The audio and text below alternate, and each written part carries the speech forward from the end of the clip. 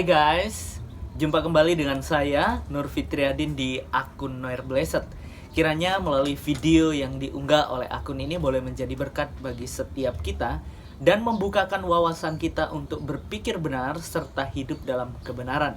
Dalam video kali ini ada sebuah komentar di video yang saya unggah, yaitu tentang Ustadz yang menemukan bukti bahwa Yesus bukan Allah atau Yesus bukan Tuhan di dalam Alkitab.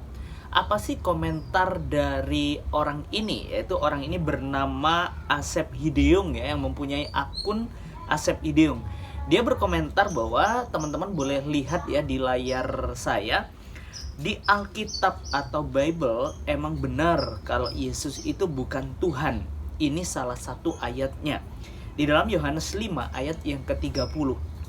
Aku tidak dapat berbuat apa-apa dari diriku sendiri. Aku menghakimi sesuai dengan apa yang aku dengar, dan penghakimanku adil.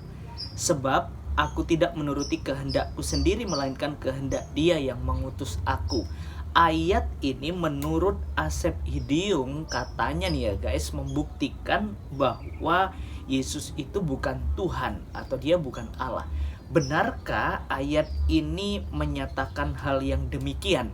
Mari kita bahas ya guys. Ingat kembali bahwa ketika kita belajar atau membaca Alkitab, jangan satu ayat terus ditafsirkan seenak jidat. Yang tidak beriman kepada Alkitab tidak mungkin dia akan menafsirkan secara benar. Yang ada hanyalah penyesatan.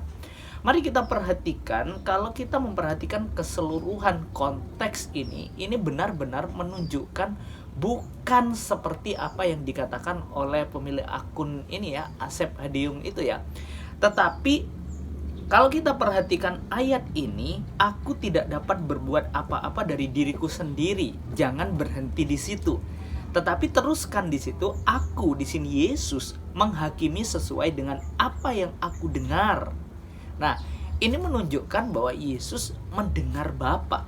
Dan penghakimanku adil, sebab aku tidak menuruti kehendakku sendiri, melainkan kehendak Dia yang mengutus aku. Artinya penghakiman Yesus dengan penghakiman Bapa adalah satu.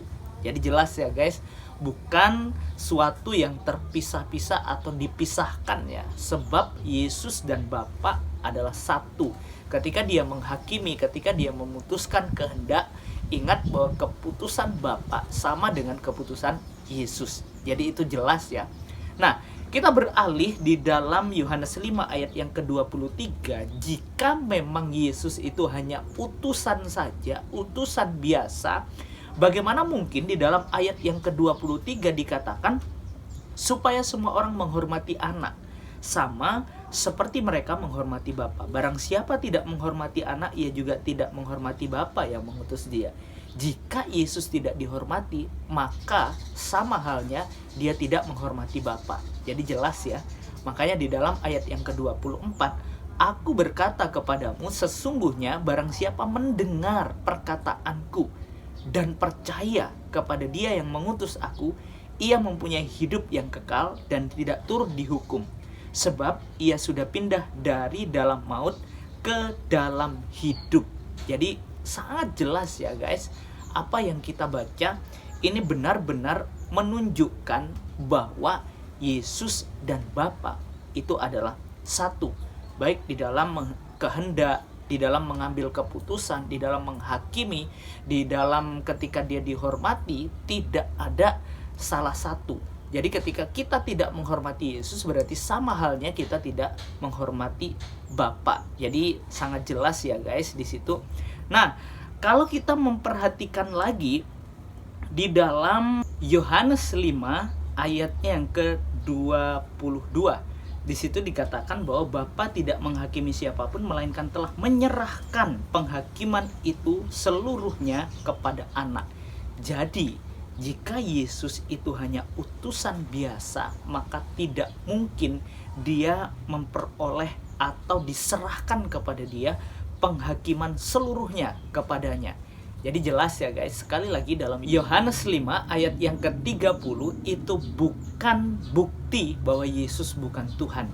tetapi menunjukkan tentang kesatuan di dalam penghakiman, kesatuan di dalam kehendak untuk melakukan segala sesuatu. Jadi sangat jelas ya guys, saran saya buat si Asep ini ya, jangan pernah menafsirkan jika tidak mengerti konteks keseluruhan dari Alkitab. Jikalau Anda bingung, jangan membingungkan banyak orang, tetapi jangan menafsirkan sesuatu yang tidak benar, membawa setiap orang untuk disesatkan. Kiranya melalui video yang diunggah oleh akun ini boleh jadi berkat bagi setiap kita dan membukakan wawasan kita untuk berpikir benar dan hidup dalam kebenaran. Tuhan Yesus memberkati.